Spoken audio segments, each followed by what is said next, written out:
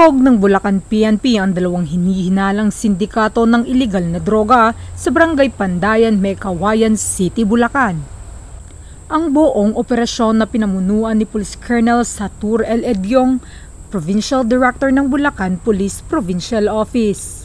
Batay sa inilabas na ulat, ikinasa ng mga otoridad ang anti-illegal drug operation na kung saan nagresulta ng pagkakakumpiska ng higit 5 milyong halaga ng shabu na may timbang na 800 gramo. Kinilala ang mga sospek na sina alias Dan at alias Annalyn.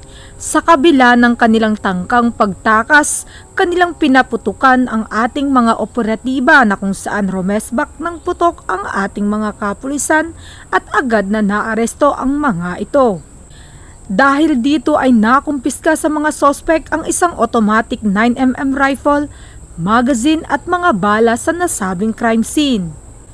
Agad na isinugod sa pinakamalapit na ospital ang lahat ng mga nasugatan at mabilis ding nagtungo ang Provincial Forensic Unit sa pinangyarihan ng insidente upang tiyaking maayos ang investigasyon at pagproseso sa crime scene.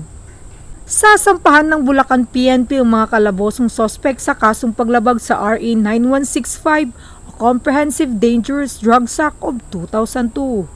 Sa pahayag ni Police Brigadier General Rodrigo Atienza Maranan, Regional Director ng Police Regional Office 3, binigyang diin niya ang dedikasyon at tapang ng mga operatiba ng Mekawayan City Police Station sa kanilang laban kontra iligal na droga.